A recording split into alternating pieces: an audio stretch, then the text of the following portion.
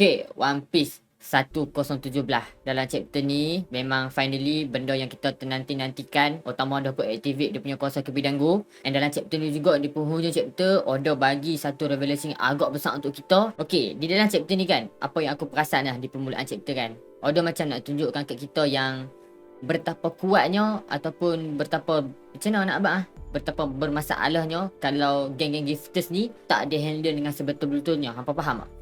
Sebab kita tengok dalam chapter ni kan, Jinbe nak berlawan dengan Wushu. Dia tak boleh nak berlawan dengan Wushu seorang-seorang dia sebab geng-geng Wushu ada dekat situ. And then ada geng-geng gifters apa semua yang support Wushu daripada belakang. And sama juga macam Frankie kan, dia tak boleh fokus untuk berlawan dengan Sasaki one by one disebabkan oleh ada geng-geng geng-geng anak buah Sasaki. Aku lupa dah apa nama division dia kan. So Sasaki pun dia tak boleh nak fokus berlawan dengan Wushu seorang-seorang, dia kena berlawan juga dengan anak-anak buah dia. Kita dapat tengok betapa kuatnya ataupun betapa berkemampuannya depa ni kan. Depa semua nak bunuh ataupun nak kalahkan geng-geng players dengan waiters yang dah kianat geng Beast Pirate dah masuk menjadi geng Luffy. Even though kita tahu jumlah depa ni sedikit and jumlah gifters dengan players lagi ramai daripada geng geng gifters ni, tetapi disebabkan oleh kebolehan buah artificial devil fruit depa tu, dapat ada kebolehan dan juga kekuatan yang lebih kuat berbanding orang-orang lain. So Oda macam nak tunjukkan dekat kita dekat sini tau, kalau lah Otama tak gunakan ataupun tak activatekan kuasa kipi danggu dia tu, aku boleh nampak yang macam geng-geng gifters ni kan memang akan bagi satu masalah yang besar tau dekat geng-geng Luffy semua. Okay, and habis dekat situ, finally our Otama dia memang she did a really great job. Even though dia seorang budak kan. Hampa bayangkan seorang budak, hang tengok peperangan tengah berlaku depan mata hang ni. Hang tengok orang kena tikam, orang kena bunuh apa semua depan mata hang. But dia still lagi kuatkan semangat dia juga. Even though awal-awal tu yalah kita tahu dia mestilah hang budak-budak kot, dia mesti dia nervous kan, dia no outside tau tak. Tapi selepas tu dia kembalikan balik semangat dia and like skrip mata pak. Inevitable. Habis semua geng gifters, semua dah join jadi geng Luffy. And bagi aku lah kan, aku rasa kita still perlukan confirmation daripada Oda. Berapa ramai kah geng-geng gifters yang dah berpaling tadah, yang dah kianat geng-geng Luffy, yang dah kianat geng-geng Beast Pirate dan masuk menjadi geng Luffy, kita tak? Sebab daripada apa yang aku tengok daripada Wikipedia dia kata lebih kurang ada 500 orang gifters tau tak? Sebab yalah kita tak tahu, kita tak dapat confirmation adakah Speed, Daifugo dengan seorang lagi Alcapaman tak silap aku. Depa 3 orang tu yang bagi ke semua geng-geng gifters makan kibidanggu utama kan. Kita still tak tahu adakah depa dah bagi makan kibidanggu utama tu dekat ke semua gifters yang ada dekat Pulau Onigashima. Faham tak? Mungkin depa tak bagi makan dekat ke semua gifters, mungkin 80% ke 90% ke, kita still tak dapat confirmation pasal benda tu. And aku nak jugalah Oda macam buat dekat chapter lepas kan, Oda tunjuk berapa orang yang jadi geng Luffy, berapa orang yang kianat apa semua kan. Dekat chapter lepas aku nak juga Oda macam tunjukkan, Oda bagi info dekat kita berapa ramai kah geng-geng gifters yang dah berpaling tadah, yang dah kianat geng Beast Pirate dan masuk jadi geng Luffy. And sekarang ni Jinbe dia boleh fokus untuk berlawan dengan Wushu one by one sebab kita tahu apa nama gifters yang ada ulang tu, apa nama dia aku lupa dah, start check lagi. A few moments later. Poker.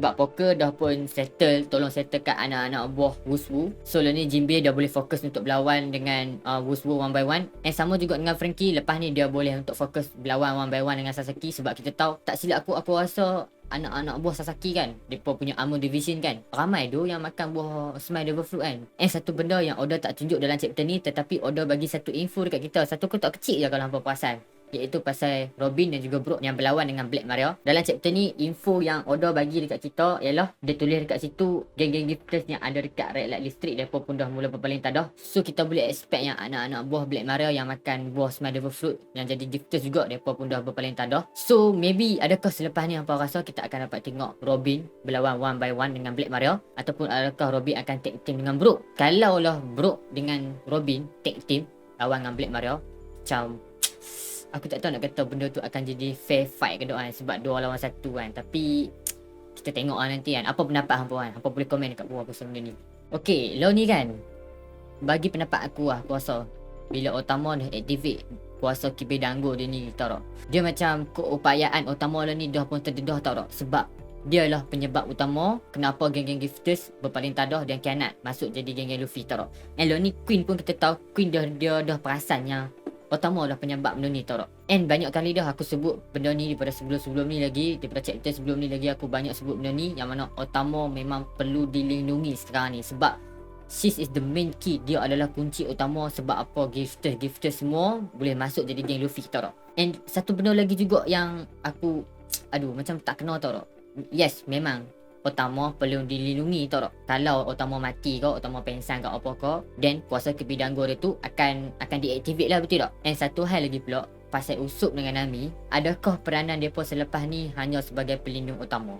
Tahu tak? Aku macam macam mana nak buat aku nak setiap daripada kru-kru Luffy kan, depa ada momen-momen yang membuatkan depa ni betul-betul menyelah lah. Nami kita tahu dah kat chapter lepas dia berlawan dengan Alti. Tapi bagi aku macam benda tu masih di permulaan tau tak. Kita tak macam mana kita still lagi tak masuk dalam Act 4. Adakah dalam Act 4 nanti Usopp dengan Nami akan still menjadi pelindung kepada Otama? Takkanlah depa tak ada battle-battle depa yang tersendiri tau tak. So benda ni macam bagi aku keliru lah tau tak. Kalau lah Usopp dengan Nami depa berlawan dengan musuh depa masing-masing, siapa yang nak lindungi Otama pula kan?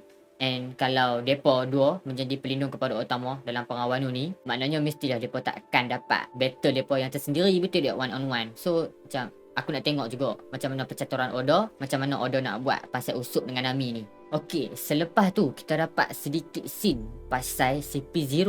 Aku macam wonder juga kan, apakah reaction depa bilanya depa tahu yang geng-geng gifters dah kianat dah masuk jadi geng Luffy. Sebab daripada panel ni kan, anggota CP0 tu dia just macam dia pelik, macam tanda tanya dia tahu tak. So aku macam tertanya-tanya juga apakah reaction depa selepas ni, and apa yang akan depa buat selepas ni. Takkanlah depa nak duduk saja je kan, macam nak jadi penonton je dalam Pengawanu ni. Macam alah boring lah, apa CP0 kot, tidak apa anjing kerajaan dunia nombor 1 kot kan. Takkanlah depa tak mau ambil kesempatan apa-apa kot dalam Pengawanu ni, betul tak. And dalam chapter ni juga kita dapat tengok scene Luffy finally dah pun diselamatkan oleh kru-kru Law.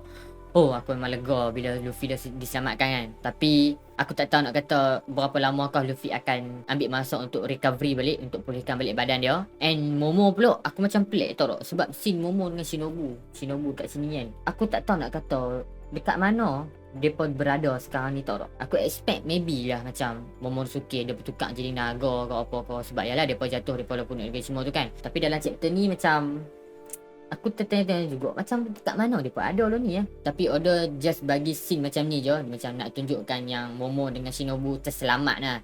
And Luffy pun finally dah terselamat lah, faham tak? Oda macam nak tunjuk kat kita, okay depa dah selamat, apa jangan risau. Maybe Oda nak bagi tahu kita benda tu saja tau tak dalam chapter ni. Okay, next, Sanji berlawan dengan Queen. Finally, a battle of technology akan bermula sekarang ni. Yang mana Queen dia, aku rasa dia dah pun mula ambil serius lah kot kan dalam battle Punogashima ni kan. Yang mana finally Queen dia bertukar menggunakan hybrid form dia. And bagi aku kan hybrid form dia kan macam macam nak kata elok tak elok, macam nak kata huduh sangat taklah huduh sangat. Kalau bagi aku kan, kalau aku boleh grade kan design hybrid form Queen ni kan, daripada A sampai ke F, aku grade kan dia macam C, maybe C plus lah kot kau dengan design hybrid form Queen ni kan. Kalau kita tengok dengan pengepit-pengepit dekat tangan, dekat ekor, dekat rambut apa semua dah macam ni benda apa tahu lah cyborg pun kan.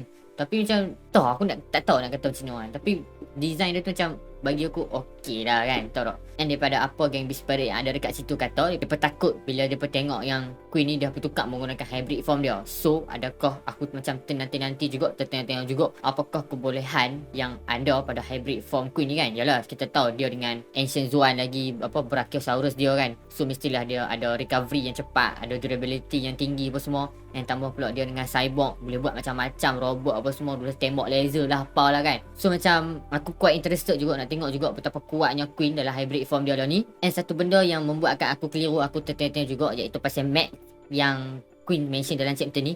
Aku tak tahu nak kata adakah Max ni merupakan kumpulan ataupun group research team saintis-saintis ni berkumpul. Ada Queen, ada Ayah Sanji, betul, ada Vegapunk, ada ramai-ramai orang lagi, mungkin Caesar Clown sekali. Mereka gelakan kumpulan mereka, saintis mereka ni bernama Max. Ataupun Max ni merupakan salah satu projek ataupun macam eksperimen yang dijalankan oleh Queen, Ayah Sanji dengan Dr. Vegapunk apa sebelum ni. So aku macam tertanya-tanya juga Max tu apa dia. Tapi daripada apa pemahaman aku, apa yang aku faham, Max ni berkemungkinan adalah kumpulan saintis-saintis mereka ni semua tau tak. Aku rasa mungkin selepas ni lagi kita akan dapat lagi revelation pasal history antara Queen dengan ayah Sanji ni. Sebab apalah Queen ni dia bengang sangat dengan ayah Sanji V-Smoke Judge ni kan. And next selepas tu kita dapat tahu efek kepada formula baru Rumble Ball Chopper, yang mana efek tu menjadikan tubuh badan dia macam kecil. Aduh comel sial badan Chopper. Macam apa yang terjadi dekat Luffy sebelum ni kan. Sebelum time skip bila dia guna gadget dia, badan dia akan jadi kecil kan. Tapi Chopper bila badan dia jadi kecil macam macam comel gila. Dia duduk atas tangan Miyagi tu kecil je kan. And aku tak tahu nak kata berapa lama kah efek ni akan mengambil masa kan. Berapa lama kah tubuh badan Chopper akan menjadi kecil kan. Takkanlah sampai 30 minit juga tau tak. So aku macam okay tak apa, nanti kita tengok juga. And next, harapan dah kembali semula untuk Zoro untuk sambung join battle dalam perang Onigashima ni. Yang mana tiba-tiba Dr. Tristan dia ada satu drug ataupun satu dadah, lebih kurang macam painkiller lah. And mereka nak bagi dekat Zoro painkiller tu supaya Zoro dapat sambung balik berlawan. Tetapi Dr. Tristan ni cakap dia sendiri bagi warning dekat Zoro, yang mana painkiller ni yes memang dia boleh hilangkan segala kesakitan dalam serta-merta, tetapi selepasnya efek painkiller tu habis, kesakitan Zoro akan bertambah menjadi 2 kali ganda. Faham tak? So aku macam macam berat juga lah. Sebab sebelum ni pun kita tahu Law sendiri abang kan, Zoro ni dah patah berapa puluh tulang, 20 tulang, 40 tulang tak silap aku kan. Yes memang risiko dia agak besar. And Zoro kita tahu dia memang sebelum ni pun banyak kali dia ambil risiko yang besar. Time dia berlawan dengan Mihawk kan, Mihawk tebas dia. And then lepas tu dengan berlawan dengan Kumo kan, dia terima semua kesakitan Luffy tau dekat dia. And maybe selepas ni kita akan dapat sekali lagi scene nothing happen. Tapi nampak gaya tak lama lagi Zoro memang akan kembali balik untuk join dalam perang Onigashima ni. And dengan siapakah dia akan berlawan, tu pun menjadi salah satu interesting juga bagi aku. Aku macam tertunggu-tunggu juga. Adakah dia akan berlawan dengan King? Sanji dah berlawan dengan Queen kan. So takkanlah Zoro nak berlawan dengan anak-anak buah dengan Beast Pirate kot. Mesti dia akan berlawan dengan King, betul tak? So kita nantikan lah dengan siapa Zoro akan berlawan nanti. Apa pendapat hampa pasal benda ni kan? Siapakah yang Zoro akan berlawan nanti bila dia dah bangkit semula daripada kesakitan dia ni kan. Okay guys, now lo ni Wushu berlawan dengan Jinbei. Okay, bagi aku kan, aku rasa kan Oda macam, aku faham kenapa Oda dia tak tunjukkan scene battle antara Wushu dengan Jinbei sebelum ni, tahu tak? Sebab aku faham macam mana, bagi pemahaman aku kan, aku rasa macam yalah sebelum ni Jinbei dia tak berlawan dengan Wushu one on one pun. Jinbei dia kena berlawan dengan anak-anak buah dia apa semua. And maybe Oda tak mau tunjukkan dekat kita ke semua benda-benda tu. Aku rasa Oda dia nak tunggu the right moment untuk tunjukkan dekat kita scene battle antara Wushu dengan Jinbei ni bilanya dia fight one on one. And bila scene tu dah sampai waktunya, Oda mesti macam okay, aku faham perasaan hampa, fan-fan semua. Okay, lo ni Jinbei dah berlawan dengan Wushu. Okay, noh, ambil hampa battle antara mereka dua. Noh, ambil hampa backstory. Noh, ambil hampa revelation hybrid form Wushu. Semua Oda sumbat dalam chapter kali ni, dalam moment lo ni, tau tak? Entah dah aku nak kata macam mana, memang perfect timing lah, tau tak? Oda tunjukkan scene battle antara Wushu dengan Jinbei ni, tau tak? And first thing first, aku nak bercakap bukannya pasal buah gemuruh-gemuruh ke apa ke. Ni aku nak bercakap pasal pedang Wushu ni. Pasal apa? Pedang punya kecil tapi sarung punya 8 jam punya dah besar. Awak hang tak boleh ke nak buat sarung kecil-kecil je ha? Okay, this is the fact dan juga info yang Oda bagi dalam chapter ni. First thing first, Wushu adalah bekas daripada anggota CP9. Yang kedua, disebabkan oleh dia gagal dalam satu misi, dia telah pun dipenjarakan di Impel Down. Okay, aku tak tahu nak kata bila masakah Wushu ni dia berjaya keluar daripada penjara Impel Down tu. Faham tak? Sebab daripada info dekat dalam chapter ni, Oda tak tunjuk, Oda tak habat kat kita. Adakah Wushu dia larikan diri, dia keluar daripada penjara Impel Down sewaktu Blackbeard pecah masuk dalam Impel Down ke apa ke kan? Oda tak bagi info pasal itu, tahu tak? Boleh jadi juga macam kemungkinan sebelum ni kan, dah lama dah Wushu ni dia dah keluar, dia dah pecah keluar daripada penjara Impel Down. Cumanya depa tak, orang kata apa, tak hebohkan perkara ni, tahu tak? And selepas tu Wushu dia tak tahu nak pergi mana, dia decide untuk jadi pirate. And dia decide untuk bernaung, dia decide untuk duduk di bawah Kaido, salah seorang Yonko. Sebab yalah macam bagi aku faham juga sebab apa dia decide untuk duduk bawah Kaido. Sebab alah, hang bekas anggota CP9 kot, bekas anggota kerajaan kan, kerajaan dunia kan. So bila hang dah kena penjara, tiba-tiba hang larikan diri pula. So mestilah kerajaan takkan duduk diam, tidak. Mestilah world government ataupun marine akan usaha untuk tangkap dia balik kan. So bagi aku rasa dia punya step untuk jadi anak buah Kaido ni macam menyelamatkan diri dia balik lah, tahu tak? And satu lagi info yang Oda bagi dekat kita, Wushu ni dahulunya merupakan rival ataupun pesaing kepada Rob Lucci. And kita tahu betapa kuatnya Rob Lucci ni, dia boleh pakai apa, teknik apa, Rokushiki kau kan. And dalam chapter ni pun kita dapat tengok Wushu dia dapat gunakan teknik Rokushiki sama macam apa yang Rob Lucci guna. And bagi aku dia punya serangan apa dia punya teknik Rokushiki Wushu ni kan, dia macam macam mana nak bang dia pandai manifest, dia pandai gunakan benda tu macam mana dia pandai manifest benda tu lah. And bagi aku Wushu ni dia pandai manifest teknik Rokushiki ni tau tak? Sebab kita tengok Orochimaru kan, Orochimaru dia gunakan teknik Rokushiki just serangan gunakan tangan and kaki. Tapi Wushu dalam chapter ni kita tengok dia manifest, dia gunakan serangan Rokushiki tu menggunakan pedang kecil dia tu tau tak? Dalam serangan Blade Pistol ni. And satu benda yang aku lupa nak mention pasal bilakah Wushu ni keluar daripada penjara Impel Down tu. Sebab okay, dalam chapter ni kan Wushu cakap yang depa dua, dia dengan Jinbe tak pernah make a direct contact. Maknanya depa tak pernah bersemuka. Tetapi daripada apa yang Wushu cakap sebelum ni, dia kenal siapa Jinbe ni tau tak? Sebab itulah bila aku baca chapter ni, aku speculate yang Wushu ni dia keluar daripada penjara Impel Down tu sewaktunya Blackbeard pi ke Impel Down sana. Kita pun tahu Jinbe juga berada dekat Impel Down level 6. Berkemungkinan waktu tu juga Wushu juga berada dalam Impel Down level 6 and macam dia boleh nampak Jinbe ni dari jauh and dia kenal Jinbe macam tu je tau tak?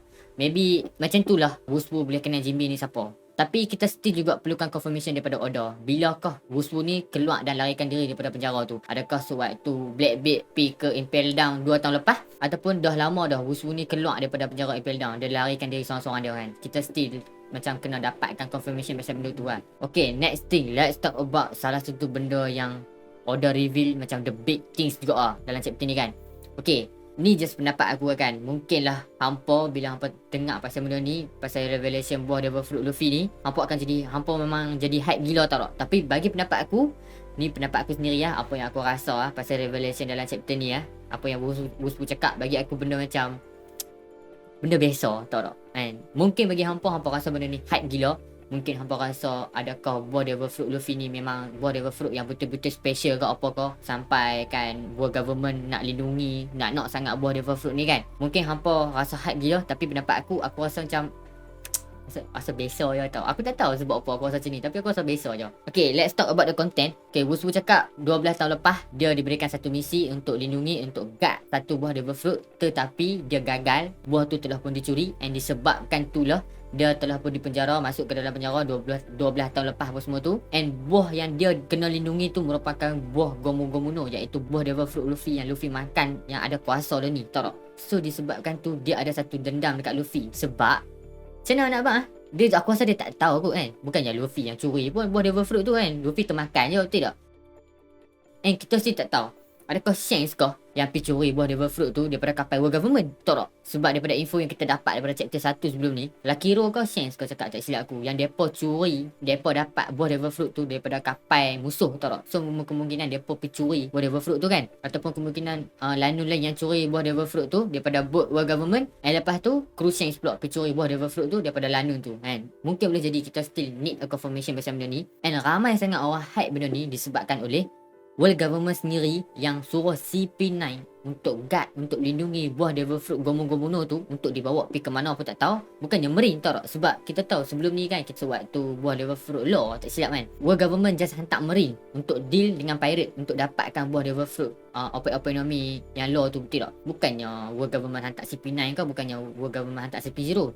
World Government just hantar Marine je pergi sana. So macam kita boleh expect yang buah open-open Law tu macam tak berapa special lagi.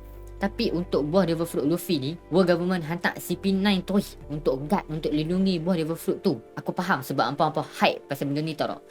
Mungkin hampa rasa yang buah Devil Fruit Luffy ni macam betul-betul special, ataupun pemakan dia sebelum ni memang seorang yang sangat kuat, mungkin Joe-Boy ke apa kau kan. Aku faham benda tu. Tapi bagi aku rasa macam benda ni still misteri kan. Aku pun berpendapat yang buah Devil Fruit Luffy ni salah satu buah Devil Fruit yang special, tetapi aku tak berasa hype sangat, tau tak? And bagi aku rasa benda ni macam overhype, tau tak? Disebabkan oleh ada nota kecil tepi ni kan, dia tulis a fruit important enough for the world government to guard. Faham tak? Disebabkan oleh nota kecil ni lah orang macam hype kan benda revelation ni, tau tak? Padahal kemungkinan benda ni macam benda biasa je kan, bukan kemungkinan macam tu. So guys, hampa rasakan adakah hype pasal revelation buah Devil Fruit Luffy ni? Adakah hype dia betul-betul benar, ataupun just overhype je kan, tahu tak? Adakah buah Devil Fruit Luffy ni betul-betul special, ataupun buah Devil Fruit Luffy ni just Devil Fruit biasa je kan? Hampa try tengok komen pendapat hampa kat bawah. Sebab bagi pendapat aku rasa macam benda ni overhype tau. Benda still misteri, ada misteri di belakang revelation ni, tapi aku tak rasa hype sangat kan. Aku nak juga pendapat hampa yang hampa rasa. Hampa rasa Whatever Fruit Luffy ni special sangat ke kan? Hampa boleh try komen kat bawah kan. So aku rasa setakat ni saja video aku kali ni kan. Setakat ni saja review aku kali ni. Aku pun barai tu, tak tahu jadi siapa tak larat kan. Aku minta maaf banyak-banyak kalau aku ada kekurangan dalam video review ni kan, ataupun hampa tak faham apa-apa ke. Kalau hampa ada apa-apa nak tanya, hampa boleh komen dekat bawah, ataupun hampa ada pendapat hampa masing-masing, hampa boleh komen dekat bawah. Jangan segan sidu, komen saja. And kepada yang belum subscribe, jangan lupa tekan butang subscribe dan turn on that bell notification, so bila aku ada upload video selepas ni akan terus keluar dekat hampa community dan hampa boleh terus tengok. Jangan lupa like video ni dan share video ni kepada nakama-nakama kita dekat luar sana, so dia pun dapat discover channel aku ni dan dapat membantu channel aku untuk berkembang dengan lebih maju lagi. Dengan like hampa dan share hampa lah akan dapat membantu, serius dapat membantu banyak gila channel aku untuk berkembang lagi. So aku rasa setakat ni saja video aku kali ni. See you soon in next video. See you soon in next time. Monkey Realty signing out.